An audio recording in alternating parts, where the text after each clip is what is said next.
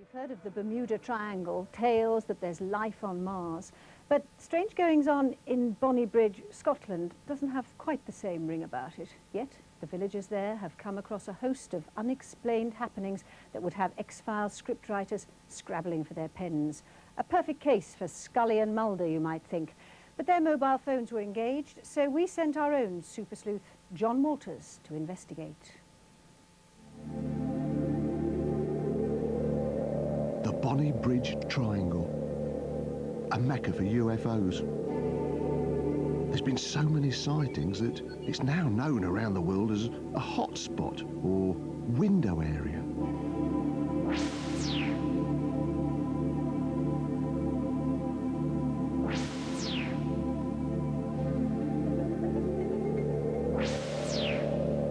Strange lights in the sky, alien abductions. I decided to investigate, but at my age you have to take precautions. Well, not that I expect to get abducted by aliens, but on the other hand, better safe than sorry. Grip insurers in the city. They won't make a drama out of a sighting. Here you can buy a comprehensive policy against any mishap involving extraterrestrials or spaceships. In the event that you're abducted by aliens, we're able to provide you with £1 million. There's always the danger that you may be eaten by aliens. We again will provide you with £1 million. Yeah, but if I've been wholly or even partly consumed by aliens, I mean, how am I going to claim? Well, the burden of proof rests upon you, but we'll accept all reasonable evidence. Yes, okay, fine. It's not a joke. 900 people have bought this insurance at a cost of £100 a year.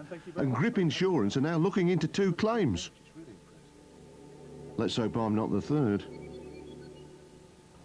There are getting on for 2,000 people in this area who've reported sightings of UFOs. That's about half the population of this town. Now, I've had a good look about, but I can't see anything that's so exciting that it would attract the attention of extraterrestrial beings. But the sightings are so frequent that people are now pointing their camcorders up to the sky in the hope of getting a picture of a spaceship passing over Bonnybridge.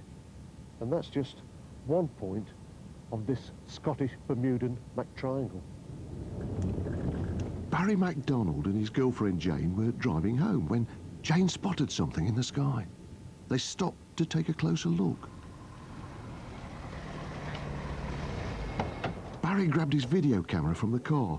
This is what he recorded. It was like a big disc, and the colours, it started off white, you see the red colours coming up through it, then it went back to white, and it started moving. I knew it wasn't a helicopter or a balloon or anything, but I just couldn't give you an explanation. She was, Barry, is that a UFO? And I said, Jane, didn't talk daft. And she started laughing after that.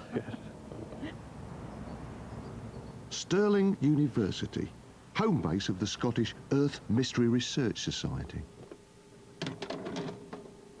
Its chairman, Ron Halliday, collects evidence of UFO sightings. His Bonnybridge X-File contains hundreds of unexplained reports. I caught up with him in the audio-visual lab, analysing yet more Bonnybridge footage.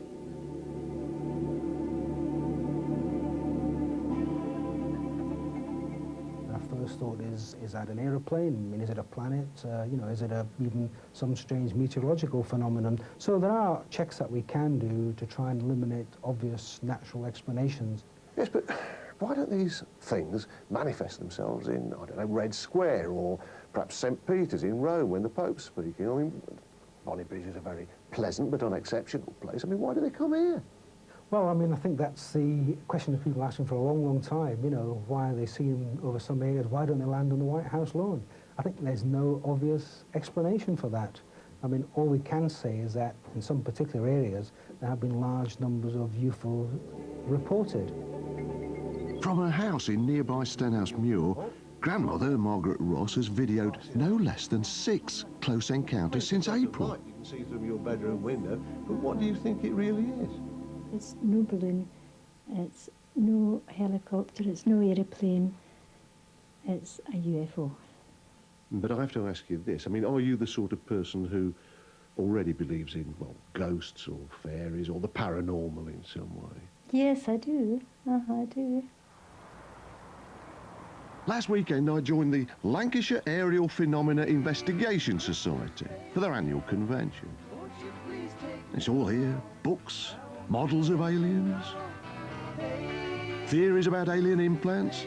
They even showed me photos of dead aliens. The only thing you can tell you is one was 6'4" and one was 6'2". The man I really came to see, Nick Pope, looked at some Bonnybridge tapes for me. He spent 3 years investigating UFOs for the Ministry of Defence. Many cosmologists are now coming round to the view that the universe is likely to be full of life. Yes, but I gather there are these things called hotspots, which are, you know, clusters of sightings in the Midwest or Mexico or something. Where does Bonnybridge fit into that sort of Premier League? It is the place where the action is. If you want to go and see a UFO at the moment, Bonnybridge seems to be as good a place as any to go and see it. Riddle of the sky at night. And from all over the world, they've come to do just that. The locals have had to enjoy media attention from as far away as Japan. Busloads of tourists pass through here, looking for life out there. Bob Taylor saw the great It's no wonder they were a bit suspicious of me. no one knows where it came. Evening. But luckily, I spotted Ron from the university. Like I've seen some of those people. They were talking UFOs before they'd finished the first pint. It was a bright white light.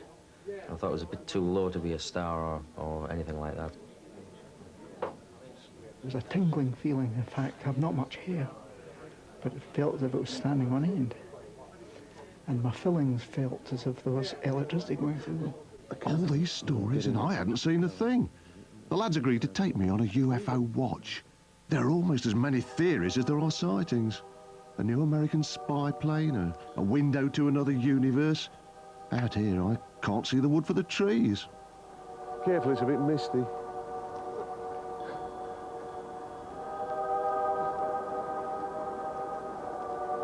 I suppose it doesn't matter if we talk. I mean, you don't frighten them off or anything, do you? Let's have a little look. Look through that gap. Wait a minute. No. No, I thought there was something, but no. Well, this usually works.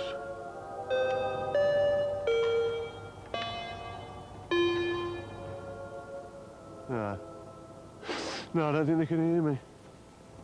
Well, whatever's happening in this bit of Scotland will probably always remain a mystery. I've seen nothing. No saucers, no changing shapes, no hovering lights. I don't think I'm ever going to get a close encounter.